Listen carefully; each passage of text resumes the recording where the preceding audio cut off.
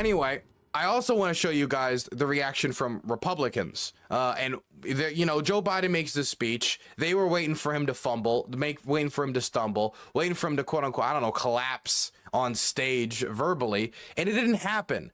They tried their best. They pressured him. They heckled him. They screeched like banshees and baboons, but it didn't work.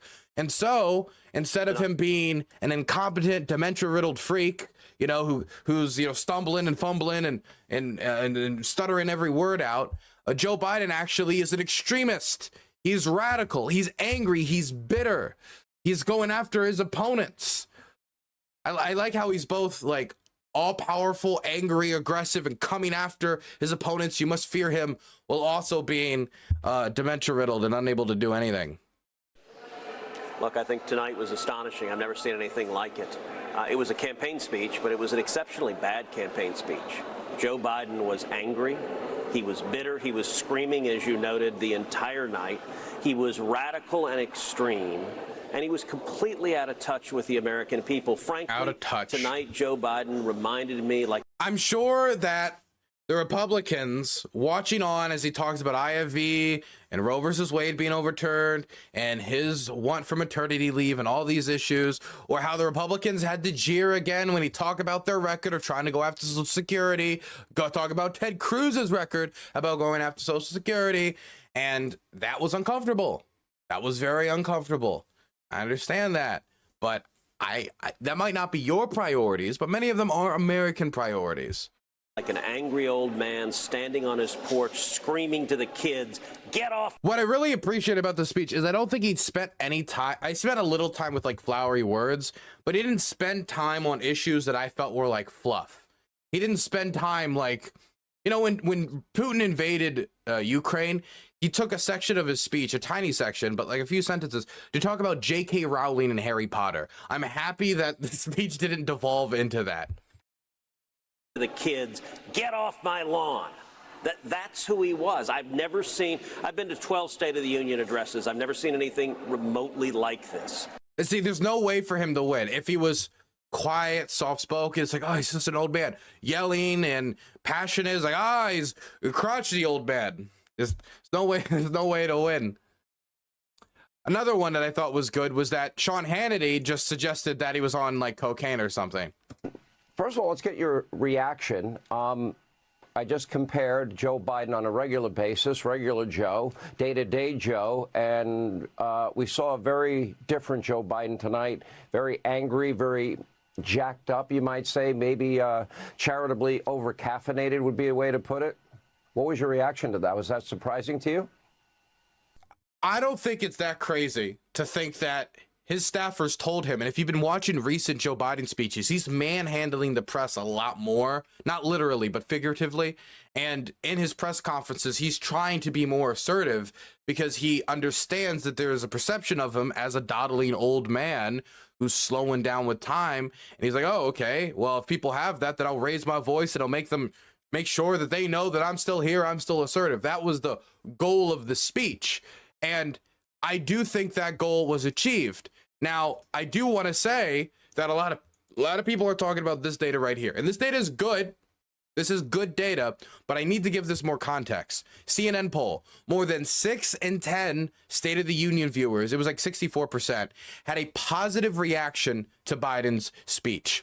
More than 6 in 10 Americans who watched President Joe Biden's State of the Union address had a positive reaction to the speech, according to a CNN poll conducted by SSRS, with a smaller 35% reacting very positively. The pattern of widespread but tempered positivity mirrors the reception for Biden's speeches in previous years. Last year, 72% of viewers reacted positively, with 34% saying the reaction was very positive. The lowest very positive number in CNN's polling dates back to 1998.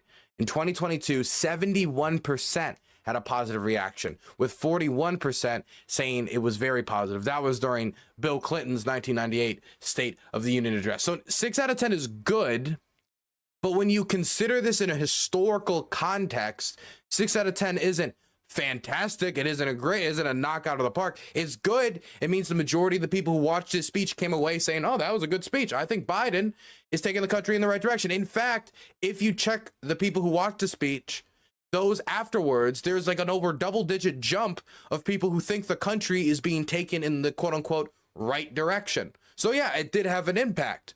But historically, whether you're comparing it to Bill Clinton's 1998 State of the Union, whether you're comparing it to George W. Bush's 2007 State of the Union, this is not numbers that are knocking it out of the park. In fact, historically, presidents get a good, positive reception for their State of the Union address.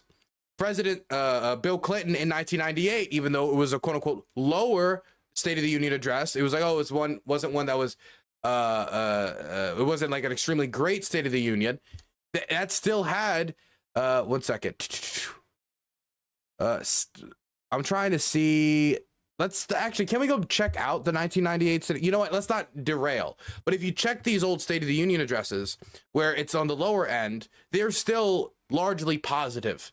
And Joe Biden isn't knocking it out of the park. So it's okay. But for people like, you know, my good friends who are saying, oh, I think Biden just won, I think we're getting a little ahead of ourselves. In fact, I think this Washington Post article breaks down some of the historical comparisons when we look at the polling data. Biden's campaigns and media outlets have pointed to a post-speech instant CNN poll showing 65% of viewers offered a positive view of Joe Biden's speech. Viewers also shifted 17 points. I was wrong about 14. It's larger. 17 points towards believing the country's heading in the right direction, from 45% before the speech to 62% afterwards. Both of these are true. What is also true is that the State of the Union speeches almost always receive strongly favorable views, in part because viewership trends tend to draw disproportionately from their allies. So if you have a Democrat doing a State of the Union, more Democrats tune in. If you have a Republican State of the Union, on average, more Republicans tune in. The 65% who had a positive view of the speech was actually lower than any speech CNN has polled in the past quarter century, the previous low being Donald Trump's 2018 address with 70%. And the 35% who offered a very positive view was effectively tied with Biden's speech last year, 34% for the lowest on record. The next lowest were Biden's 2022 speech and George W. Bush's 2007 speech, which earned very positive marks from 41% of viewers. The 17-point shift towards the country moving in the right direction was also unremarkable, historically speaking. Dating back to Bill Clinton's 1998 State of the Union address, viewers had shifted an average of 15 points towards the optimistic view. Now, this shows that Joe Biden's State of the Union, while it produced a positive result, more people were moved in a good way, he didn't muck it up. This isn't what you would call as a quote-unquote like 100% out of the park home run when it comes to the polling data. Now, this can exist for a bunch of different reasons. Number one, the State of the Union in 2024 is very different than the State of the Union in 1998. The type of partisanship that existed in the 1990s right after the victory in the Cold War during the Clinton eras, during, I don't know, I don't want to call it the ideological peat of Clintonism, neoliberal, whatever you want to call it, is very different than the partisanship that exists today.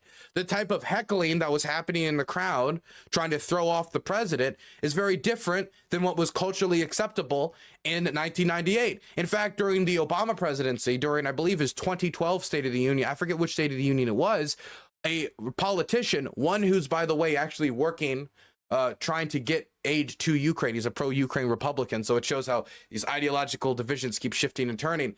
He looked at Obama and shouted, "You lie," during his State of the Union, and it was a gigantic scandal. Now Marjorie Taylor Greene chimps out on the House floor, and it's just like, oh, it is what it is. It's like I've seen my cat throw up on the floor like a million times because, you know, that's what just cats do. At a certain point, it's just like, ugh. And that's what it's become. The first time I saw my cat throw up on the floor, I was like, oh, disgusting. The millionth time, it's like, ugh. And that's what it's like. Marjorie Taylor Greene took a big dump on the House floor. And I do think that has an impact on how the speech is perceived, but it's also becoming more acceptable. How much of an impact? It's impossible to measure. What I do think is probably a lot easier to measure is the fact that the people who tuned in, and so this is less speculative than the last suggestion, the people who tuned in are more bipartisan than usual. The data suggested that 30% of the people who tuned in were Republicans and 36% of the people who tuned in were Democrats. That is much more bipartisan, and of course, independents. That is much more bipartisan than on average for a State of the Union.